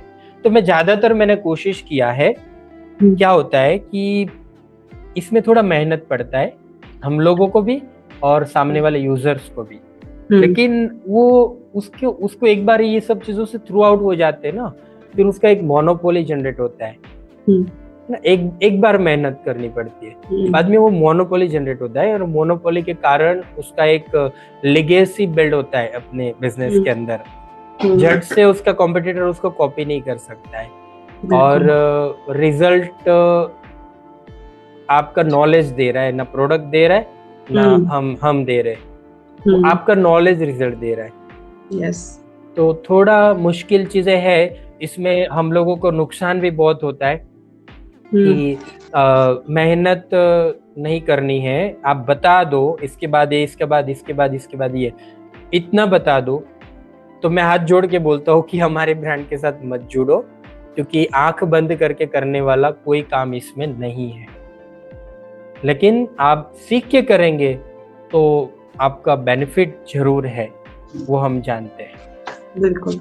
Yes ma'am. बिल्कुल, जो आपने कस्टमाइज फेशियल और कस्टमाइज ट्रीटमेंट बोला, बिल्कुल सही बोला, क्योंकि हर एक इंसान अलग है, हर एक का फिंगर जो बोलते हैं फिंगरप्रिंट, जब भी बोलते हैं ना कि कर्मों की भी बात होती है, हर एक इंसान की अलग चीजें हैं। तो जब भी ऐसा कंपैरिजन जजमेंट आता है तो जरूर अपने मैं भी एक मैसेज देना चाहूंगी कि फिंगरप्रिंट को देखिए, आप सब लोग अलग हैं, सबकी एक अलग जर्नी है। ऐसी स्किन में भी है, सारी स्किन अलग है, हम एक फेशियल, 2 फेशियल, एक ट्रीटमेंट से नहीं कर सकते। मैं हमेशा, शायद आपके क्लास में बोला याद नहीं है, लेकिन हमेशा क्लास के अंदर शुरुआत के इंट्रोडक्शन में ये सारी चीजें मैं समझाता हूँ। उसमें एक ये वाक्य है कि 650 करोड़ इस पृथ्वी के ऊपर तादाद में लोग हैं। मैं बोलता हूँ कि एक स्किन के सेम जैसा दूसरा स्किन आपको मिलेगा क्या? तो हर स्किन यूनिक है, तो हर स्किन के लिए यूनिक प्रोडक्ट भी होना चाहिए, यूनिक ट्रीटमेंट भी होना चाहिए, प्रॉब्लम भी यूनिक होता है। तो उसके लिए भी कुछ ना कुछ डिफरेंट, उसको पर्टिकुलर उसके लिए होना चाहिए, ये मैं मानता हूँ। बिल्कुल बिल्कुल सर। अब अपने कुछ पर्सनल क्वेश्चंस के ऊपर चलते हैं सर। Yes ma'am. जब आपको अपने पेशेंट या स्टूडेंट की सक्सेस स्टोरी मिलती है, आपको सबसे ज्यादा खुशी किस चीज से मिलती है? आपने ही जवाब दे दिया है, लेकिन फिर भी मैं बताता हूँ, क्योंकि मुझे ना बिजनेस में प्रॉफिट आया या फिर कुछ अच्छा हुआ, उससे ज्यादा खुशी मुझे मिलती है कि जिसका मैंने काउंसलिंग किया या फिर मेरे स्टूडेंट है अपनी लाइफ में एक प्रोग्रेस करते हैं और वो रिपोर्ट करते हैं कि सर ऐसा हुआ और मेरी लाइफ में इतना सक्सेस मिला और मेरी जर्नी यहाँ से यहाँ पहुंची। तो मैं अंदर से बोले ना कि हार्टफुल सुकून मिलता है मुझे। और मेरी सबसे बड़ी खुशी मेरी लाइफ में, तो बोलते हैं ना डोपामाइन ट्रिगर होता है, वो सुन के होता है। और बहुत सारे समय वो सुनते सुनते आंख से कभी आंसू भी निकलते हैं कि भाई क्या सिचुएशन से कहाँ वो पहुंच गए और भी आगे बढ़े, ऐसे हमेशा प्रे होती है मेरी। Yes sir, thank you so much. Cosmetology होने के बावजूद आप अपने लिए सेल्फ केयर और मेंटल हेल्थ कैसे मेंटेन करते हैं? ये कंट्रोवर्सी होगा, मैं इसमें जवाब दूंगा तो, लेकिन होने दो। ये सब चीज करने के बावजूद भी लोगों को मैसेज यही करता हूँ कि आपकी स्किन को या अपने मेंटल हेल्थ को कभी मैनिपुलेट मत करो। नहीं करना चाहिए। हम्म, तो मैं पर्सनली बोलूंगा, मेरे स्किन का ओरिजिनल टोन ये है, शायद कैमरा देख सकता है, और मेरा स्किन का कलर में वेरिएशन है, 2 या 3 टोन माइनस है। ये हुआ है सन टैनिंग की वजह से। ग्राउंड में बहुत सारी मेरी लाइफ में एक्टिविटीज है, ग्राउंड में काम करता हूँ, तो उसके कारण ये हुआ है। तो बोलते हैं लोग कि भाई सर ऐसे आपके स्किन पहले नहीं था, अभी ये टैनिंग दिख रहा है, सन डैमेज दिख रहा है। मैं पर्सनली कुछ मेरी स्किन के लिए कुछ नहीं करता हूँ। हाँ, फेस वॉश यूज कर रहा हूँ, मेरा डेली शा फेस वॉश है। मेरे घर में सब लोग यूज करते हैं, सल्फेट फ्री है, स्किन कंडीशनिंग है, यस और एकदम नेचुरल है, यस, एकदम बेबीज, सेफ है। बिल्कुल बेबीज को भी यूज कर सकते हैं। बेबी, हाँ, मतलब इतना सेफ है वो। जैसे यस तो उससे ज्यादा मुझे लगता नहीं कुछ जरूरत है, और यस। मुझे स्किन को ज्यादा मैनिपुलेट करने की भी जरूरत नहीं है। और दूसरा एक बात बोलूंगा कि आज तक मुझे किसी ने बोला नहीं है कि तू बहुत गंदा दिखता है, तो तो मुझे लगता है कि मैं ठीक ठाक दिखता हूँ, और मुझे ज्यादा कुछ जरूरत नहीं है। दूसरा, मेंटल हेल्थ को जैसे आप सिखाते ना, मैनिफेस्टेशन, अफर्मेशन, और ये ध्यान, मेडिटेशन, तो मेंटल हेल्थ को संभालने के लिए मेरी लाइफ में ना मेरा एक ही सूत्र है कि लाइफ के कोई भी एंगल पे अपने आप को शांत कर दो। शुरुआत में दिक्कत होगा, लेकिन एक बार आदत पड़ जाएगी ना, तो आंख बंद करके इमीडिएट खुद को शांत कर सकते हैं हम। शांत का मतलब अंदर से पूरा का पूरा खाली कर दो। तो कितना भी बड़ा टेंशन हो, आंख बंद करके खुद के अंदर रुक जाओ। और ये बात मुझे मेरे पापा ने सिखाई थी।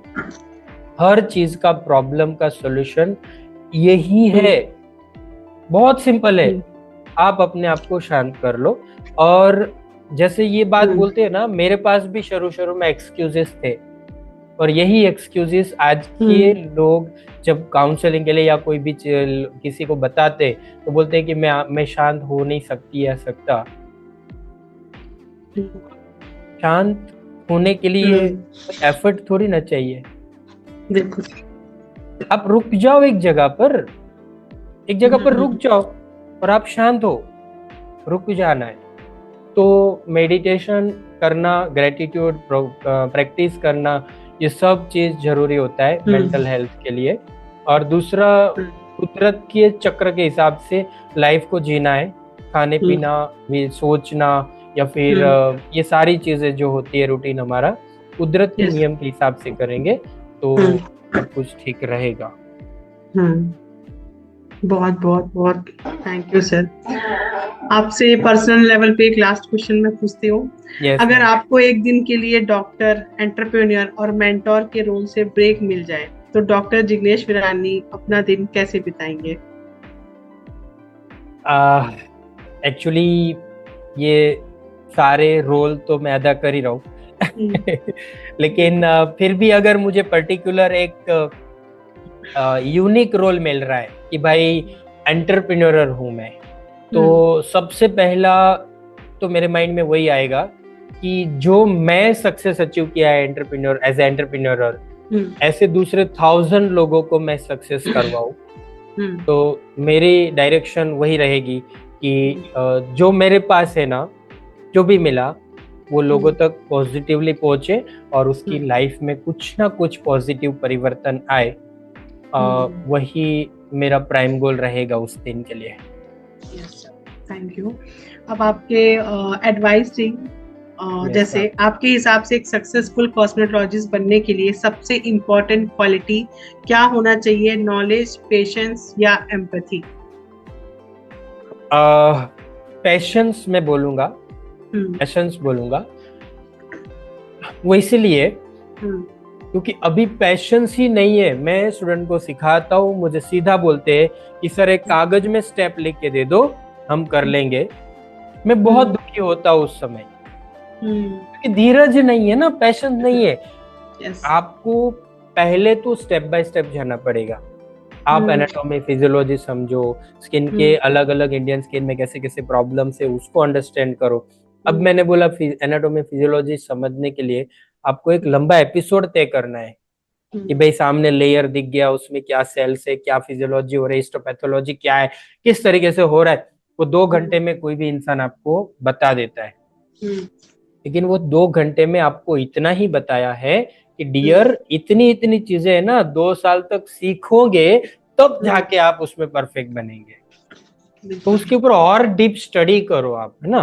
तो नॉलेज जरूरी है। अब वो ना ज्यादा नॉलेज लेने के लिए आपको पैशन चाहिए, और ये पैशंस के साथ में जो नॉलेज आता है उसको आप प्रैक्टिस में डालते जाओ। क्योंकि मैं मानता हूं कि कोई भी चीज आप देख लिया और वो परफॉर्म कर रहे हो आप, तो इतना शॉर्ट टाइम में ज्यादा डीप परफॉर्मेंस नहीं मिलेगा आपको, एक बेस्ट परफॉर्मेंस नहीं मिलेगा।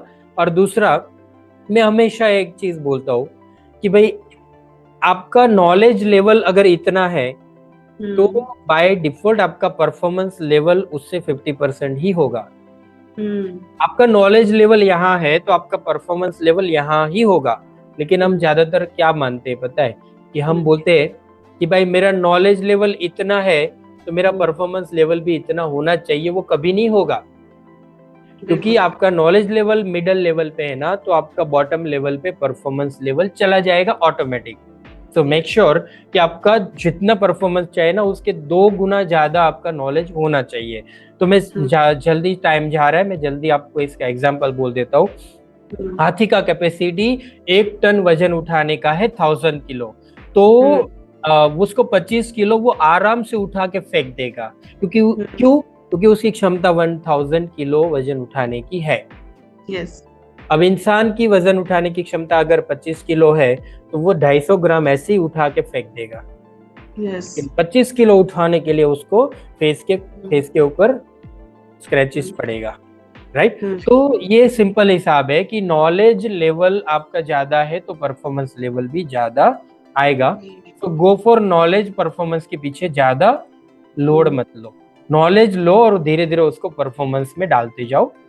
स्किन ट्रीटमेंट का परसेप्शन से एक बात बोलूँ ना, तो आप पहले दिन में परफेक्ट ट्रीटमेंट करना स्टार्ट नहीं कर पाओगे। तो आप है ना एक ट्रैक में जाओ, आप बोलेंगे मैं 3 साल से प्रैक्टिस कर रही हूँ, मेहनत कर रही हूँ, लेकिन आप कर रहे हो, ट्रैक में नहीं कर रहे हो आप। एक ट्रैक में जाना चाहिए, एक फ्लो में जाना चाहिए।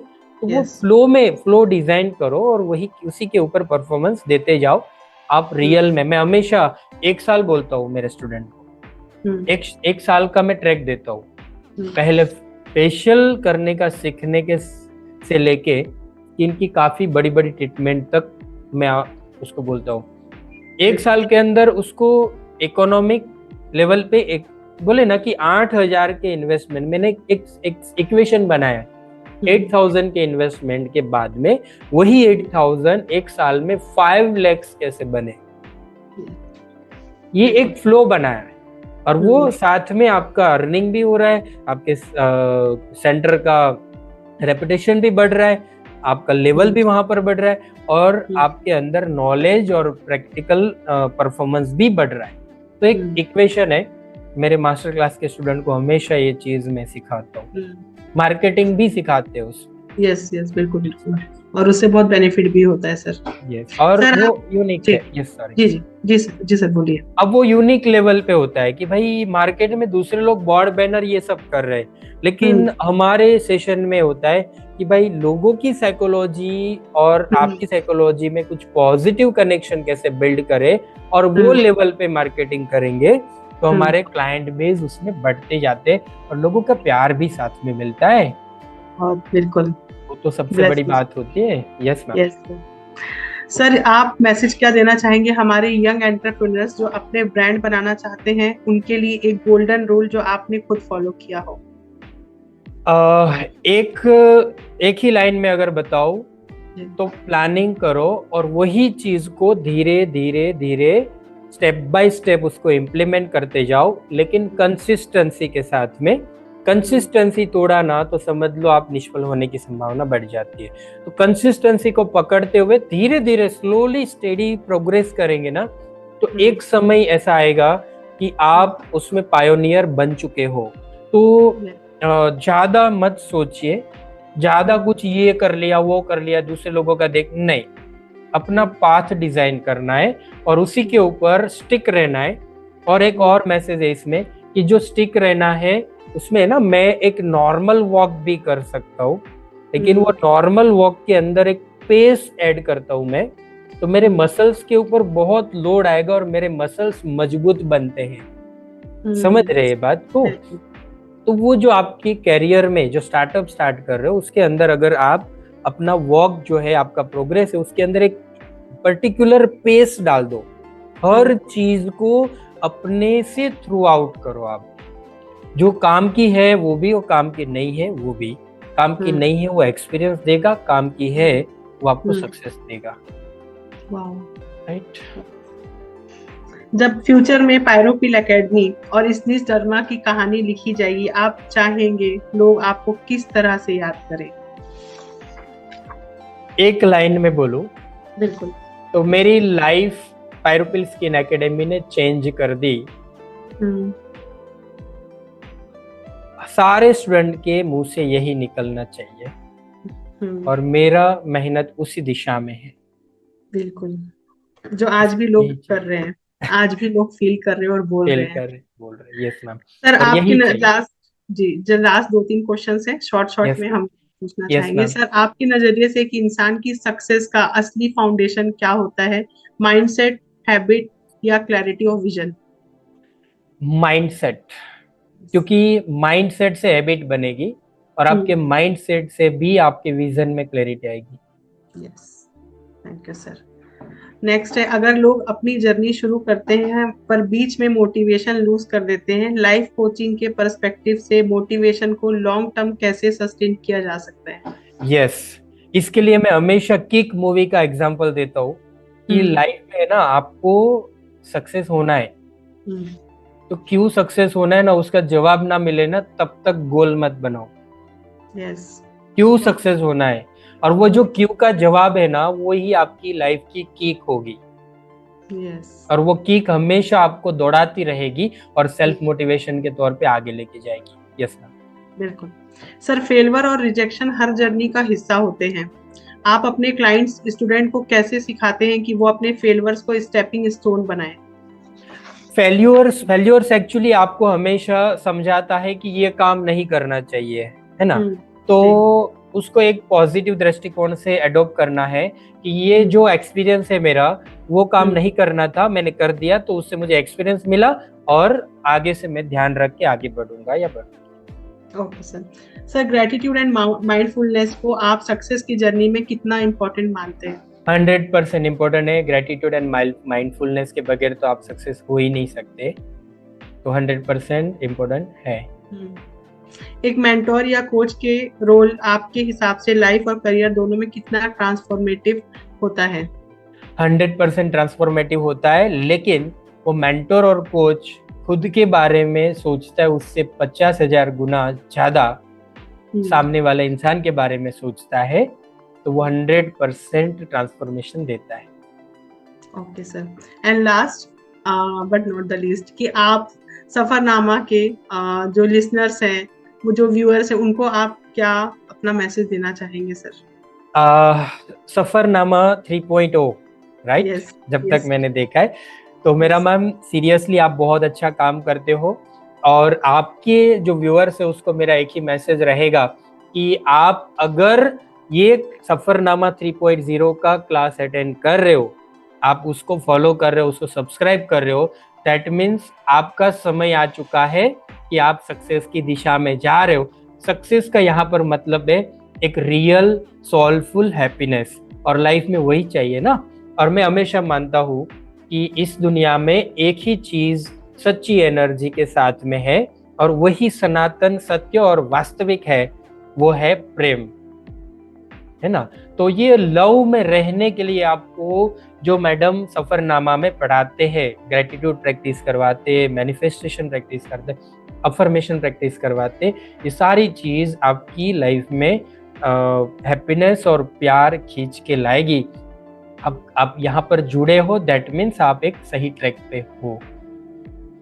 Thank you so much sir, thank you so much really. ये मेरा भी एक मैनिफेस्टेशन आज पूरा हुआ, कि आपके साथ मुझे मौका मिला और इतने अच्छे रिप्लाई मिले लोगों की लाइफ में, वाकई में ट्रांसफॉर्मेशन आएगा जो भी ये पॉडकास्ट देखेंगे। तो thank you so much sir आपके इतने वैल्यूबल टाइम के लिए, दिल से। थैंक यू सो मच मेरा मैम इनवाइट करने के लिए, थैंक्स अ लॉट और गॉड ब्लेस यू और keep continue your journey with Safarnama 3.0 और 3.0 के साथ में थाउजेंड्स ऑफ और लैक्स ऑफ ओ हो जाए ऐसी विश के साथ में।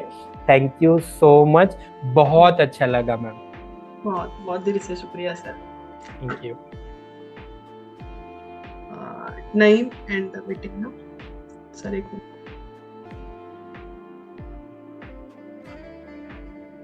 रिकॉर्डिंग स्टॉप कर देना। नहीं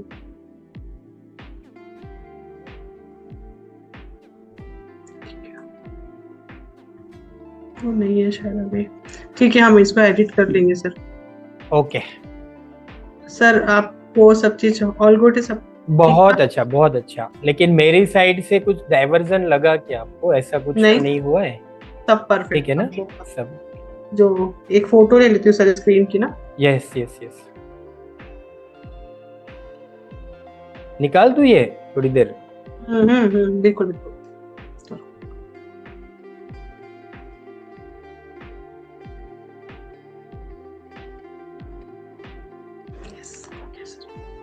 thank you so much sir. Thank you एक मिनट सर, एक मिनट एक छोटा सा स्मॉल मीटिंग।